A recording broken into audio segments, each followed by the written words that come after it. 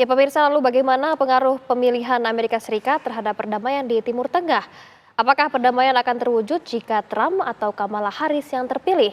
Kami akan membahasnya bersama pengamat Timur Tengah Faisal Assegaf. Selamat malam, Bang Faisal. Terima kasih sudah menyempatkan Selamat waktunya. malam Mbak Fatima.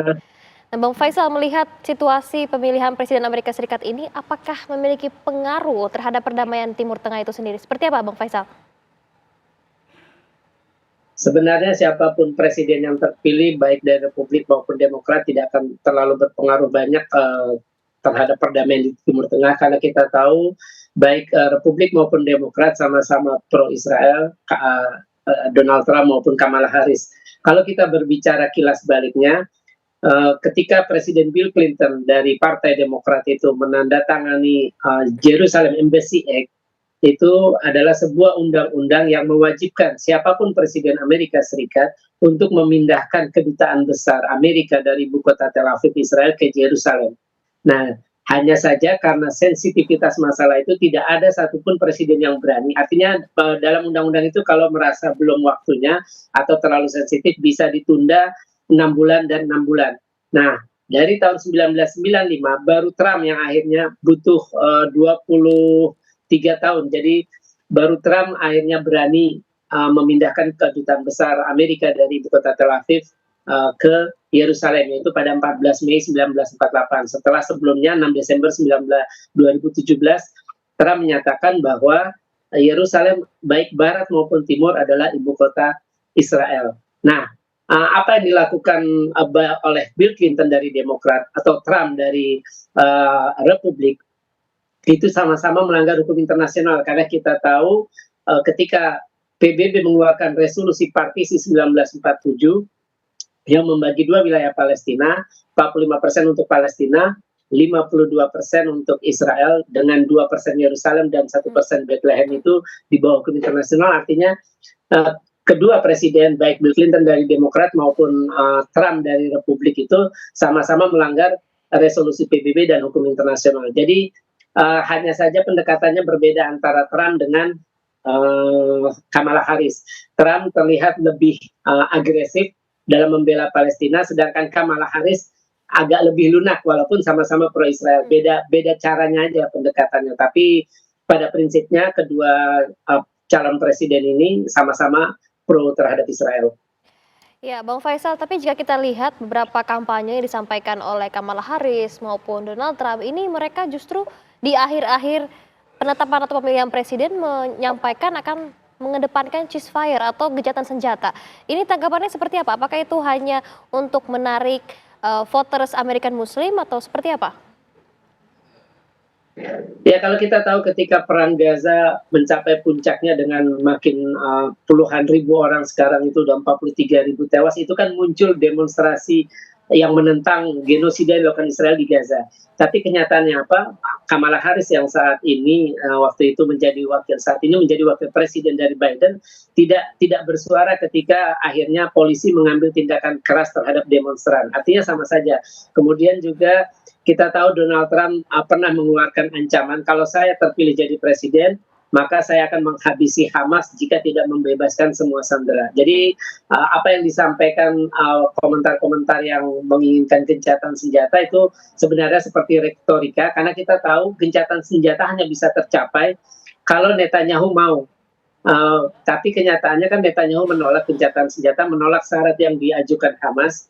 Syarat yang diajukan Hamas adalah bahwa agresi militer dihentikan, semua pasukan Israel mundur dari jalur Gaza, terus akses bantuan kemanusiaan dibuka seluas-luasnya dan pemulangan pengungsi yang keluar dari rumah-rumah mereka karena dipaksa diusir oleh Israel, sama pencabutan blokade. Dan itu yang tidak diinginkan oleh Netanyahu. Netanyahu ingin mempertahankan bahwa gencatan senjata itu tidak permanen tapi sementara.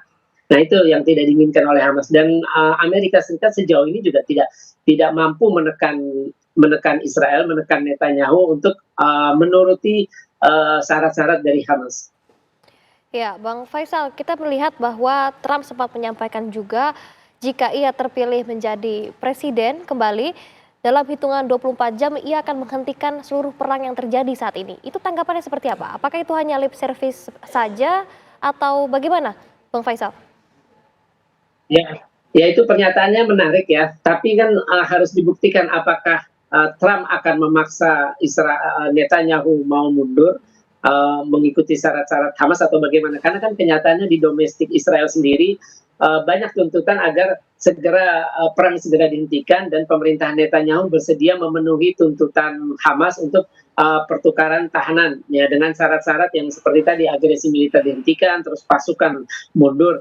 Dan itu kan sama saja dengan sebenarnya aib bagi Hamas, aib yang kesekian kalinya karena kalau Netanyahu menyetujui syarat Hamas dengan mundur menghentikan agresi artinya Israel ya secara resmi menyatakan dia kalah dalam perang Gaza walaupun pada Hmm. faktanya sudah kalah. Nah, ini yang perlu dilihat apakah pernyataan Trump dia akan menghentikan semua perang, apakah itu akan dilakukan benaran dan pun kalau memang dia memang berkomitmen untuk melakukan itu artinya dia harus menekan Netanyahu karena yang Hamas sudah tetap pada syarat-syaratnya tidak ingin berubah dan sejauh ini Netanyahu hanya ingin gencatan senjata sementara. Jadi pasukan hanya Hmm. dipindah dari wilayah yang ada penduduk ke wilayah yang kosong penduduk. Lalu bagaimana pandangan Anda ke depannya salah satu presiden Amerika ini terpilih, akan seperti apa situasi perang di Timur Tengah ini? Selama masalah penjajahan Israel atas Palestina tidak bisa diselesaikan, selama itu pula maka Timur Tengah akan menjadi pusaran konflik karena kita tahu Hamas menyerang Israel 7 Oktober tahun lalu bukan karena sekedar 7 Oktober tapi mereka sudah merasakan penindasan sejak negara Israel terbentuk 1948. Atau kalau kita mau mulai mundur sedikit sejak deklarasi Balfour, Sir James Arthur Balfour yang memberikan lahan di Palestina untuk bangsa Yahudi memiliki negara. Nah, selama persoalan itu tidak bisa diselesaikan atau mewujudkan negara Palestina yang merdeka dan berdaulat, maka Timur Tengah akan terus bergolak. Kita tahu Hizbullah sejak 8 Oktober melakukan serangan ke wilayah utara Israel sebagai bentuk solidaritas terhadap apa yang menimpa rakyat Palestina di Gaza. Kemudian juga milisi Al-Husayun di Yaman sejak November Hmm. menyerang kapal-kapal dagang Israel ataupun kapal dagang yang memiliki afiliasi dengan Israel atau kapal dagang Amerika dengan Inggris itu sebagai bentuk solidaritas. Demikian pula dengan milisi Syiah di Irak seperti kata Hizbullah yang juga menyerang Israel. Itu artinya selama Gaza atau perang Gaza ini belum selesai atau Palestina belum merdeka, maka Hmm. potensi-potensi konflik akan terus terjadi. Nah, inilah sulitnya untuk bagaimana mewujudkan negara Palestina merdeka dan berdaulat karena kita tahu solusi dua negara itu sebuah solusi yang sebenarnya tidak bisa dilaksanakan juga. Karena pertama ini adalah konsep asing, bukan aspirasi Hmm. bangsa Palestina, tidak pernah dibawa ke referendum. Kemudian yang aneh lagi adalah solusi dua negara ini memberikan wilayah Palestina itu lebih kecil daripada resolusi partisi 1947 yang tadi saya sebut Palestina mendapat 45%, Israel 52%, tapi berdasarkan solusi dua negara yaitu dengan tepi barat dan jalur Gaza dengan ibu kota Yerusalem Timur itu Hmm. luasnya hanya 22%.